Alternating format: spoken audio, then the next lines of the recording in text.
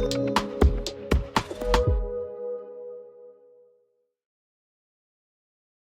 everyone, and welcome to the Convo AI World podcast, where we climb into the trenches and interview the teams building in the conversational AI space. I'm your host, Hermes Frangudis, and today we have Thibault from Voice AI Space. Thanks so much for joining me, Thibault. I guess my pleasure, Hermes. Yeah.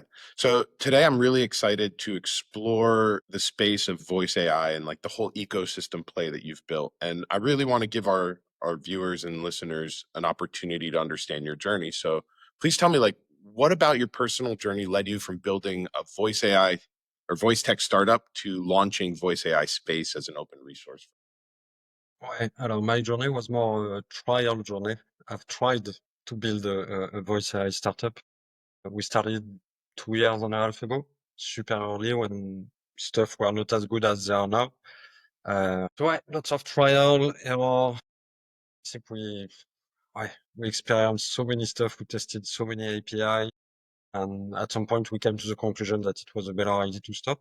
When you work on a project, it's always like you're like ultra motivated, and when it stops, it can be quite painful as a founder.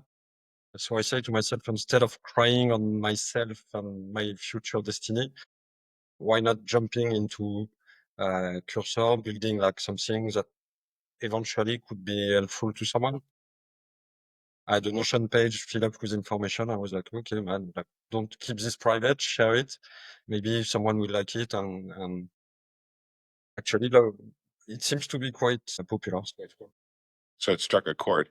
So, which is really interesting topic. Like you're saying, many founders experience this, right? Like myself included. I had a startup, didn't work out so well. And you're like, we have all this great knowledge and learnings, and how do we share this with the world and like bring it to light, right? And Uh, yeah, and that's really like kind of this like explorer mindset. Like I'm not just here to explore for myself and exploit, but I want to explore and share with the ecosystem. And having that sort of mindset, like what does that look like day to day for you? Like how do you explore? It can be quite painful, specifically for people around me, my girlfriend in particular. I'm super curious. Like literally, I'm super, super curious. I'm not the only one. And I think like that's probably a quality of founder. Many of us who are like into new technology or technology in general, you need to like digging deep. In my personal case, I believe it comes from my education. We had no TV at home. We had a library. So it was always reading, heads on the books, Learning. organizing the books. And I think I kept this, and I'm passionate about learning. It gives a sense to life, like whatever your life is, like if you keep learning something new every day, life is cool. Ouais. So it's always about keeping that, quenching that thirst for knowledge, right? Would you say? Yeah. So like in terms of technical hurdles from content to audience, like what are the hardest things to overcome in terms of getting started in this space? I would say it's quite weird. I would say the imposter syndrome, in my personal view. The other stuff was like, this has a value. I was like, no one will care about this. Like, there's no point to share this publicly. I could have literally kept improving the website for the next 3 years. It's a friend of mine who literally went like sharing it on LinkedIn. I planned to share it. I was like, yeah, I'm going to do a lunch. And I was like, no, I'm not going to do a lunch. And my friend was like, mate, I've done your lunch. And literally, why not this?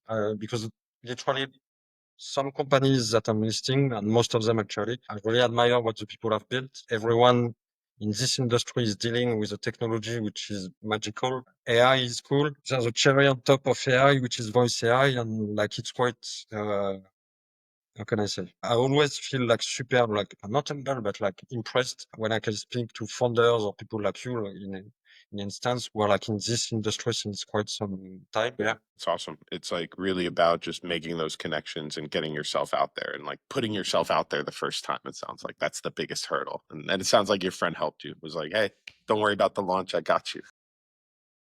Yeah, the more like as a founder, the more you overthink everything, and we tend to do it because other people's judgment is quite important in a way. So yeah, no. Having friends who are pushing you is like always good, and probably the key to success. Be well surrounded by good people. It's super important to have that tightness circle. So let's kind of shift gears and talk a little bit more about the platform itself. So Voice AI Space curates listings, so like news, events, It's a knowledge base, right? How is the site architected to keep all that content current? That's a good question. It was really good when the platform was not launched because I had all my time to put stuff when I wanted and stuff. And now I feel this obligation of like, you need to add stuff. You need to be like always on top of everything. So over the last week, I stepped back a bit from this duty to be always like focusing on the news, not only the news, but the new launch and stuff. We are trying to like automate as much as possible with a human in the loop because like, I literally don't want like all the products to come into the platform. My person, I think it's important to have someone to say, yes, this is cool, or like, this guy are dodgy, I don't want them in the platform. So I step back a bit from like all this, let's put some content, let's add some content, hopefully to get back in a better shape and even faster. And also because like, I believe in my vision, it's more than a platform. It can be like an ecosystem. I won't say central point because it's like super pretentious to say so, but it's an interesting resource.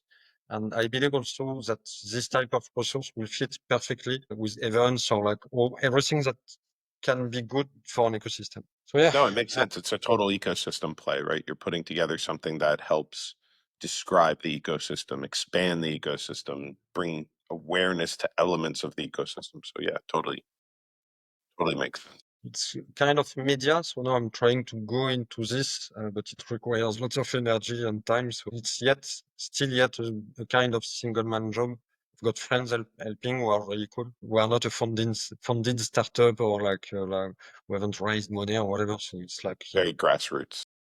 yeah, yeah, which is cool. I love it. No, that's awesome. So because you have this ability to curate, right? Like the stuff that's already on there, what criteria or signals do you really use to evaluate these tools or startups that you put on the platform?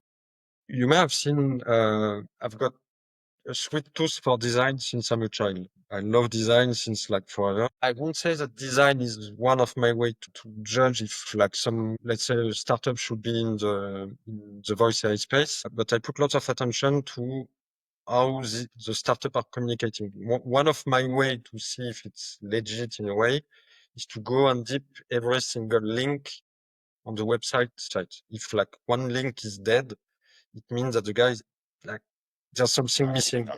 And I'm super happy always like to get back to the founder and say, mate, this is broken. Like, please fix it. And I'm super happy to bring you in. And also, I really like to speak uh, to the people behind the tech, if I can. Like, if they are not too busy, I really like to connect. It takes lots of time, but it's really cool. So it's something global. I can't really describe, but it's a mix of various factors. Okay. And I've got So my it's more about logo. just making sure they're legit and like you Yeah, kind of vetting them and putting your personal understanding of how people present on the internet, right? And is yeah, this yeah. real or is this just like a dodgy? Yeah. And because like, right now the space is getting lots of attention. So like everyone wants to build something. It become quite simple to build with voice AI. So you've got plenty of people who come to the market, which is cool. But some of them will probably do it for like 2 weeks, 3 weeks and move to something else like Web3 or whatever. I think it's my duty to make sure that like people who come specifically on the homepage, on the library are people where if as a client I visit the platform, I can be sure that the guy who are listed are legit.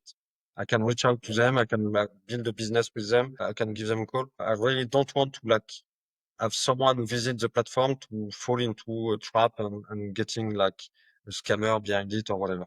Or someone that just like built a proof of concept and then never built the full business behind it, right? Yeah. But regarding this, it's not very popular because I haven't advertised it yet. But in the lab, I've created something which is called the Launchpad. It's not because the startup is not yet a startup, and it's not because the project is still maturing that it doesn't have its place, I believe, in the ecosystem. I've been in these shows, the founder like who struggle a lot and goes through lots of stuff and with like my product is not stable, I can't sell it, but I'd like people to speak about it because it will bring the attention.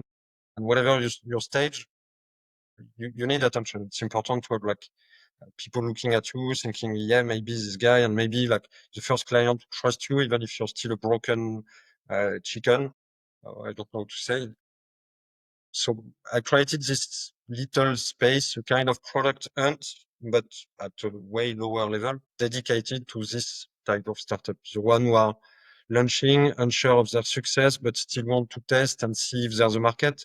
And there's no shame, I believe, like to be on the testing phase and saying like, it didn't work, like let's move on. But No, it's the most important phase, right? Like being able to yeah, like bring to light, like this is what's going to turn into a business or this is not viable. And there's only one way to do that, is to test it. speaking out. Yeah. And to bring it to life and to bring it to market. You said a funny thing there, like the chicken without the head, right? Is that, Yeah, headless chicken. yeah, Yeah, it's yeah. exactly me. I think the guys from the YC group, they have a podcast where they talk about this, and they say when you're in create something new, you basically have to go find your audience, and sometimes that audience is like the person whose hair is on fire, like the person that so desperately needs something different that they're willing to look at the new guy in the room and say, do you know what?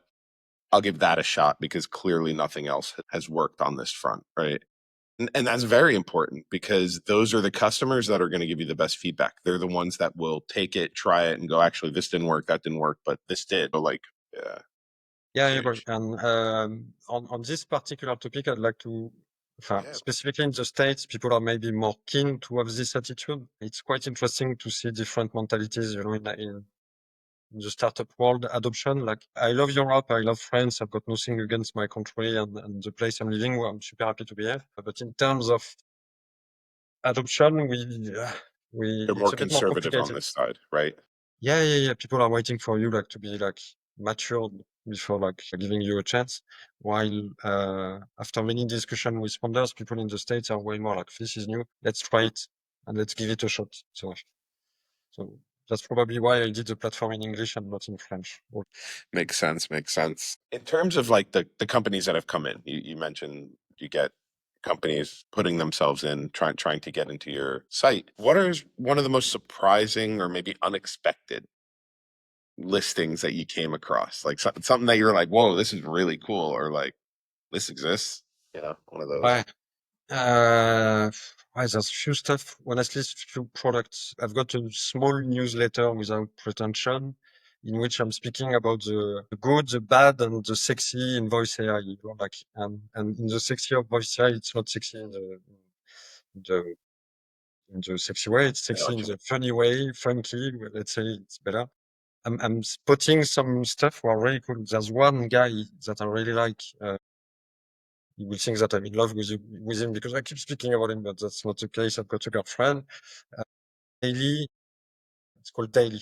Get Daily. Clan is a British guy. He has set up something, honestly, probably one of the best UI, UX experience when it comes to voice. Few other guys that I met who are building really cool stuff. Visher, to train people and companies on how to not be spammed by voice bots, which become a big problem in the industry. There's one stuff comes to mind, and it's more related to like a personal story. I came across like two companies doing audiobooks, where basically you will speak to like either like an assistant or no assistant. It's just you speaking, and you can literally build your audiobook. And I believe it's super cool, like to be able to transmit your family knowledge through a simple way, not, without Very having to interesting. sit in front of a piece of paper. I asked my father to do it so many times. He never did it. And I wish he had. So it's like a way of like preserving your oral history to turn that into an Right. audiobook. Yeah. Audio or not audio. Actually, some of the startup, basically you speak, it's transcribing everything, and then you can like build something like you can have printed it from it's really, there's some Super interesting. And that's even more important nowadays because like preserving the knowledge of the past is like something yeah. I feel like with the evolution of screens and technology, we communicate differently, and we don't have the chance to ask some of those same stories like that we would have. Um, I grew up in America. My grandparents were in Greece and Cyprus, and it was not easy to learn those stories from them, right? And Yes, I rely on my parents for that. same, same. I wish I had like you, I'm like mixed.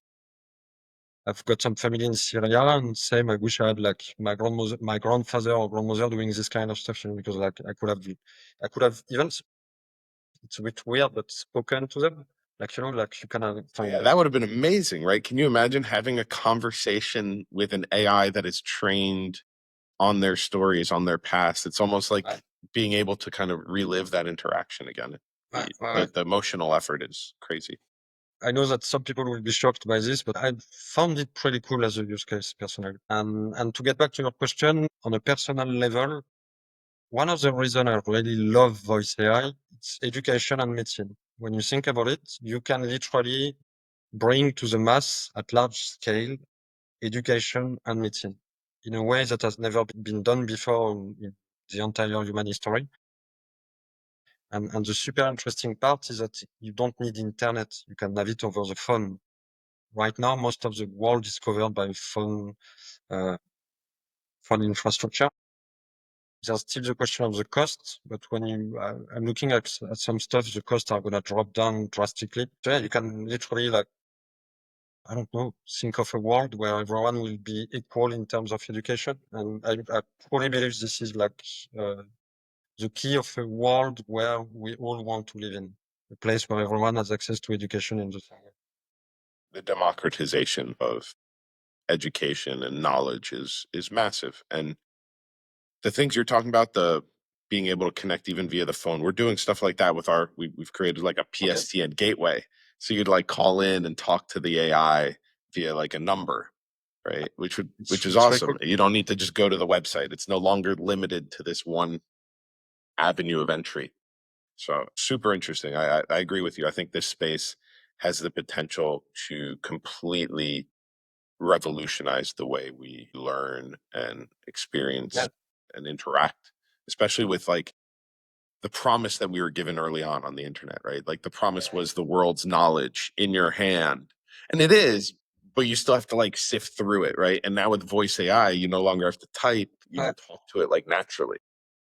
yeah. And there's this idea of active learning actually, which is way better than a fixed screen on YouTube. On YouTube, it's cool to learn on YouTube, but you're not active. You're passive. You're getting the knowledge. You only get the first step, right? Like you Yeah. watch and observe, but then there's that whole next part. That's the Yeah. interactive. Yeah. Right. And there's an interesting, I think it's in Harvard, they tested a course where an AI was kind of giving the course, not to say that it will replace the teacher. Teachers are like crucial in the educational system, but apparently the results were literally amazing. The outcome of this personal teacher for this personal assistant for the student were really good.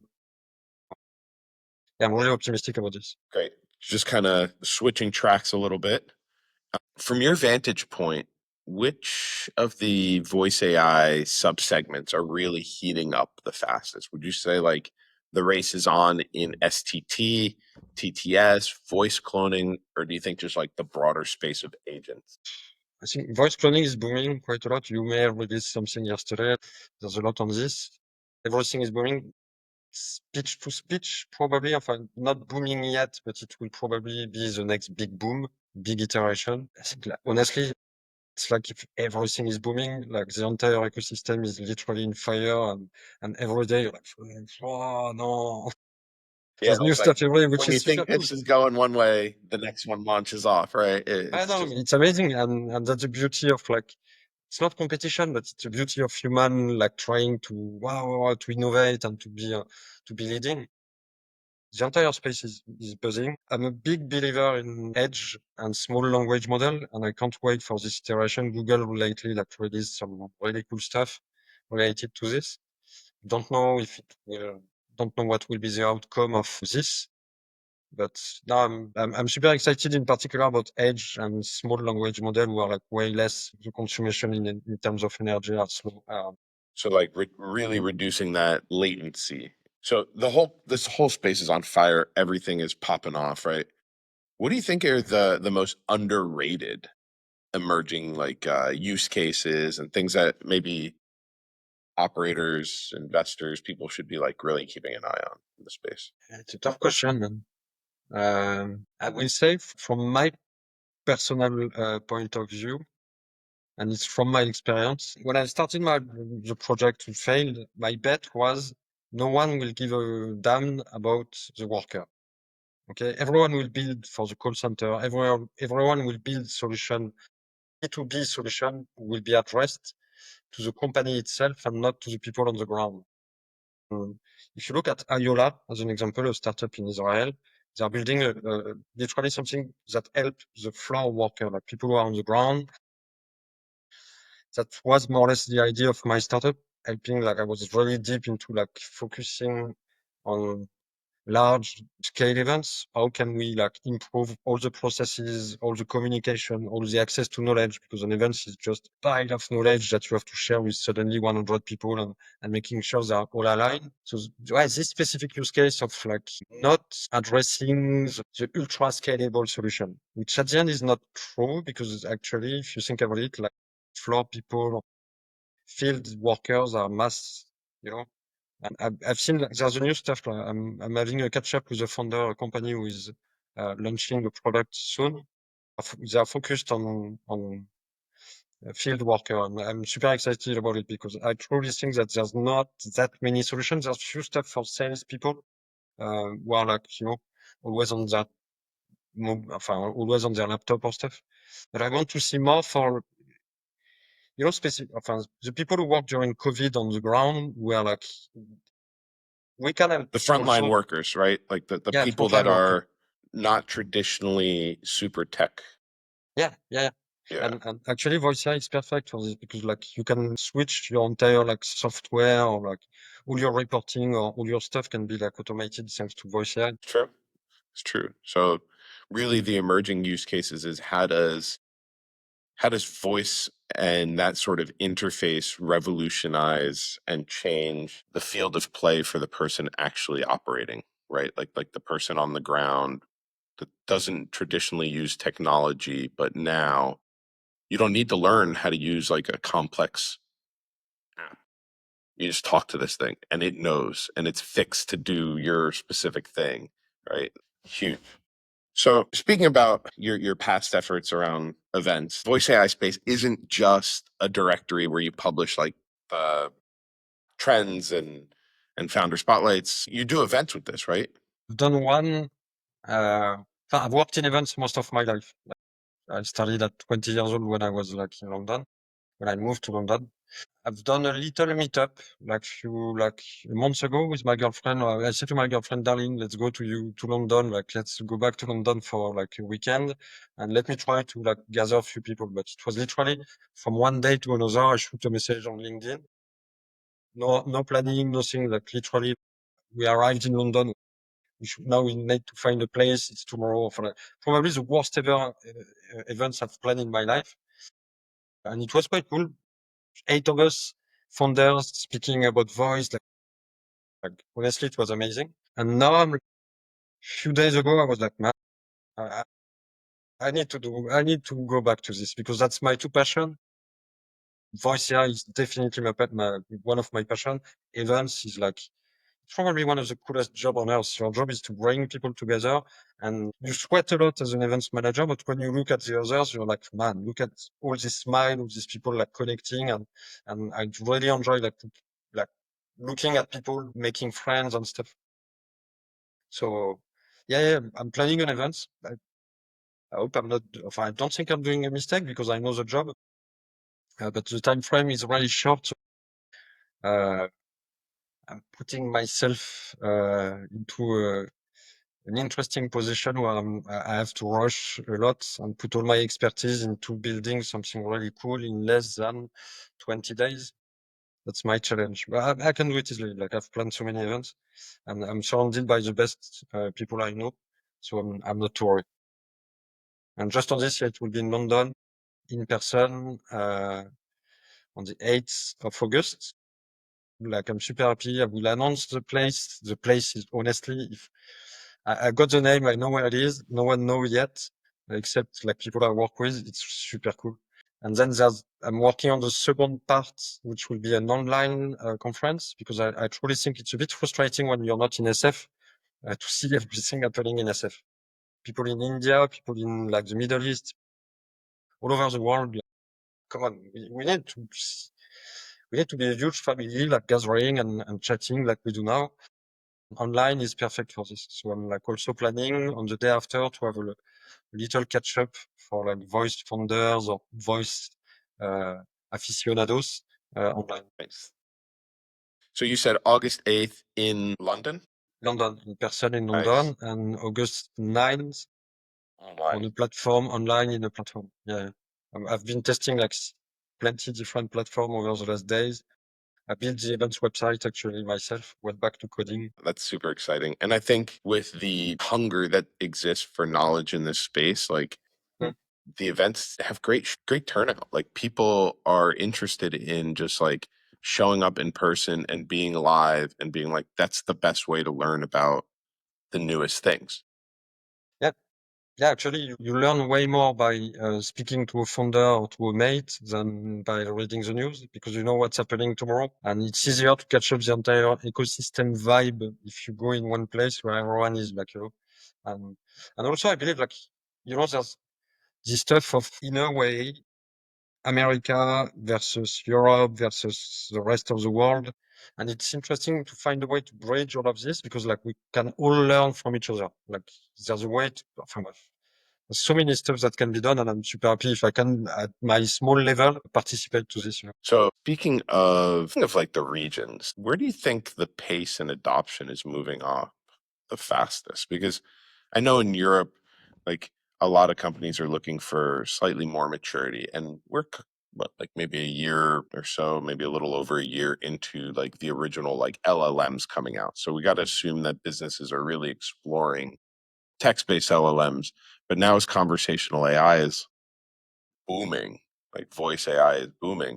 Do you think North America is really like leading it, or do you think APAC is starting to pop off in a way that's going to be that everyone should be looking at, or do you think there's really something in Europe that people are underestimating? I think America will always be leading. There's no doubt about it. You've got San Francisco, probably the most brilliant mind, and you've got the capital, which help a lot, actually.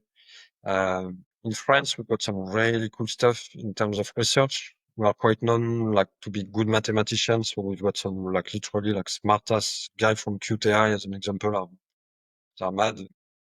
But in terms of adoption, if you ask me, uh, I've worked a few times in the Middle East. Remember people chatting openly, blah, blah, blah, to their phone. And in terms of, habits, I think in the Middle East and maybe in Asia, but I can't tell because I've never spent enough time in Asia. I think in the Middle East, it will be like quite fast to adopt it. I'm looking at many platforms where like boom, boom, boom, boom, boom. There's few release data queue, blah, blah, blah. Many platforms are coming up. And what I heard from the founders is that, yeah, it's cool. It's interesting. Like there's a market and there's a specific challenge, which is training the voice, because Amsa who is doing an amazing job at training voice on the Arabic dialect. It's super cool. And once you've got this and when you fit in this market, I think they're into something big because like probably like American company won't focus into like the like Syrian dialect, no one cares about like. I mean, it just operationally doesn't really align with probably what they're doing versus companies in market that can now take this technology, customize it to their market, and there's a lot of opportunity there, right? Like people in the Middle East are tech hungry and tech that's focused on them is few and far between, I think. So I think seeing stuff in their own native language would would take off. It could easily beat out And Western. while population is young, they've got the money, there's petrol, so they've got everything like in place to be probably leading the next round of evolution, and specifically in a governmental way, you can tell that they're like really adopting AI. Like they're like, okay, no regulation, let's go, yalla, That's the and other it's part of it impressive. is like the governments there are probably like, here, let's take a step back to allow this to grow and see where it goes, right? Because if other people or other countries are tamping down on certain regulations and making it harder, creates different business opportunities. So Yeah, yeah, very interesting to see how the landscape shifts with major technological like revolutions like this. because I remember like it was 2 years ago, Yann Lequin published like it was an article like speaking about the adoption of no the vision. It was a study about how people were perceiving AI, Like, do you think AI is good? Do you think AI is bad? Like, something really simple. France was obviously at the bottom. Like, I think only 30 of More us was. conservative. Yeah, Yeah, we now not conservative. We like criticism. It's a quality, I think, like we are Cartesian. When we see something, it's not like, oh, it's amazing. It's like, okay, let me question why. What's the problem with it? It's our mentality. It's like this. And what was surprising in this study is that India, China, people in the Middle East were like having the highest rate, not the government, even the people. They were like extremely high in terms of, yeah, it can bring the good. It can help our society like to go faster, better, and stronger, to quote the Daft Punk. I think it's very interesting. In terms of like your site, if someone says, "Hey, you're inspiring me to jump into voice tech," what resources would you really point them to first? What I will say is a bit strange. I should not say it probably. I will point them to AI. I would say that your best teacher is an AI. So like, use AI as much as you can to learn, to practice. Now, in terms of resource, there's lots of communities who have like some amazing resources. Like you can literally get some tutorial on, you go to GitHub, do a research on GitHub about, voice AI open source repository. And if you're not technical enough to get there, you've got all these platforms who are really good, like Agora is one of them, where you can literally build without, a deep understanding of like all the magical stuff happening underneath. So yeah, knowledge, YouTube is a great place. It is, but I will be careful with the one you have to pay a lot. And yeah, YouTube, like AI, definitely. Makes And sense. No, I podcast. mean YouTube and AI are like my go-tos. Like I Yeah. go on YouTube, I watch someone talk about it so I can learn the terms, learn some of the concepts, and then you can go ask the AI to really like kind of explain it and dig down. And you know the best part? No judgment. You can ask the Yeah. Yeah. dumbest Yeah, question exactly. and it'll just answer Yeah. it. Yeah. Sometimes I've got a crappy memory. I start to get old. And sometimes, if it was with a teacher asking again and again the same question will be annoying. Yeah, you can ask it 25 times. It will always be pleased to give you the answers, which it's super cool. Yeah, no, it's amazing to have that patience, right? Which is what a lot of people need in life is just the patience for someone to answer it in a way that your brain can wrap itself around the concept because Mhm. we all learn differently. Definitely. So looking out maybe a year or two from now, since you're pretty fresh on launch, what role do you really see like voice AI space taking in the broader AI landscape? I know we talked earlier about like ecosystem play. Do you have a plan or are you just kind of seeing where the space takes you and adapting on a more like low level? I think the best plan is should not say this. Best plan is to have no plan. I've planned so many stuff with previous startups that I've tried to launch. Big business plan.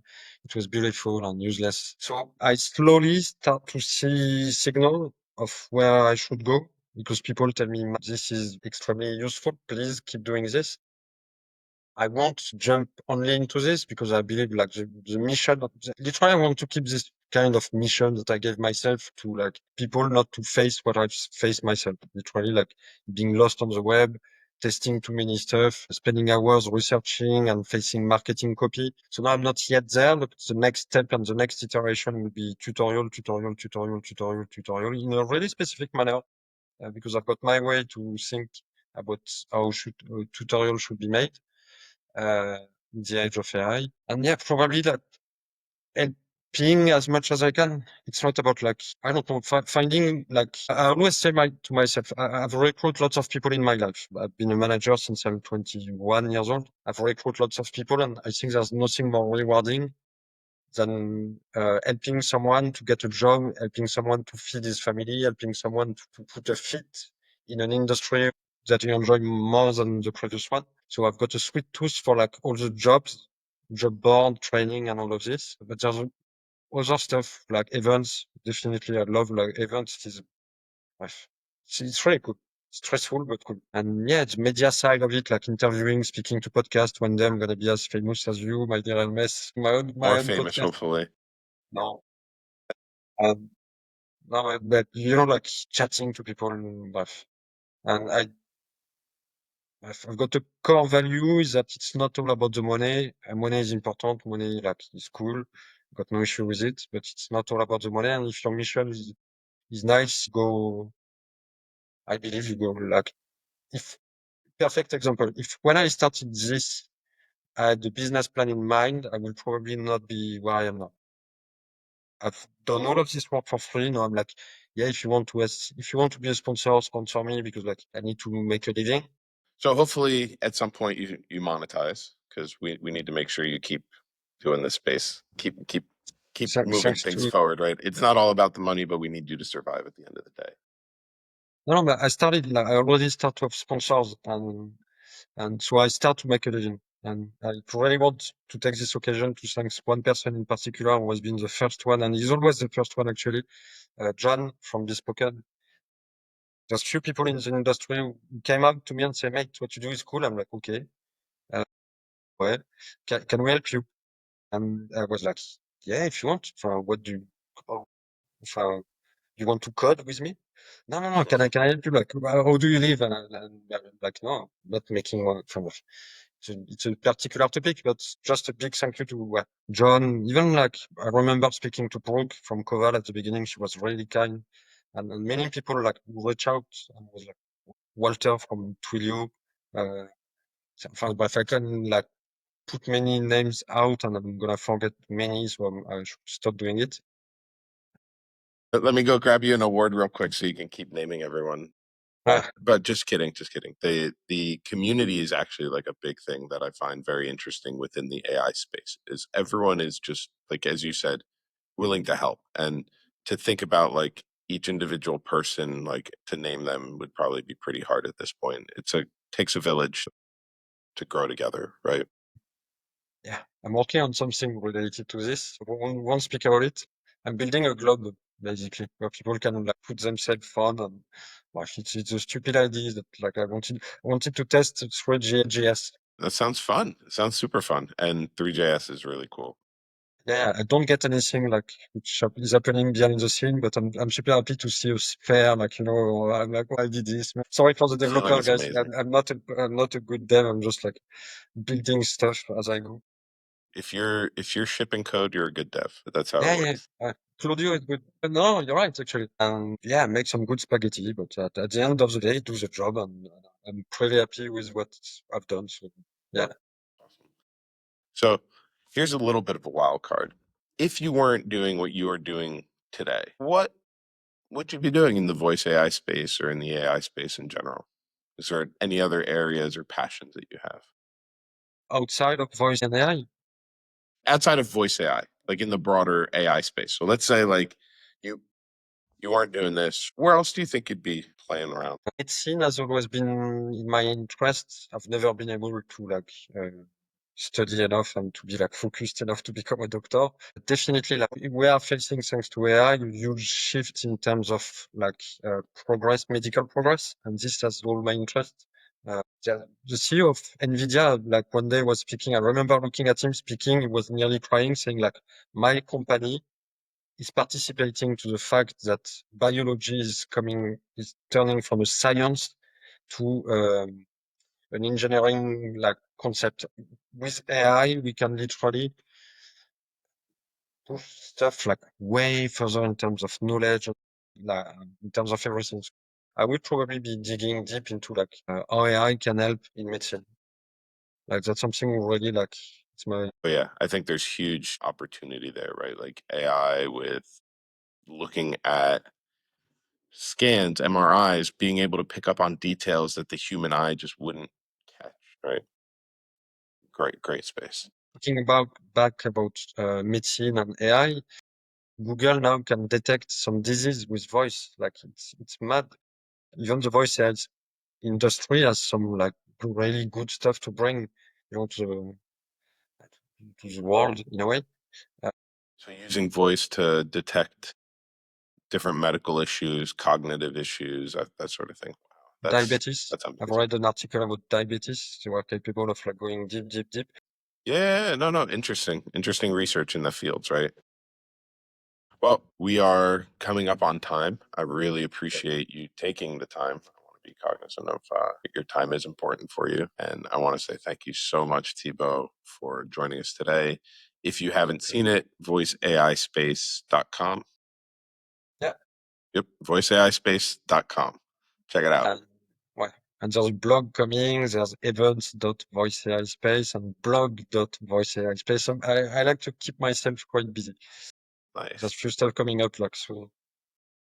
But well. Amazing, dude. And thank you so much for joining us today. Thank you for everything you do in the voice AI space. Like I don't think people thank you enough. So thank you. I'm not doing much, man. Come on. Don't be, I'm gonna read. So we'll see everyone next time. Thanks again. Ciao. Bye bye.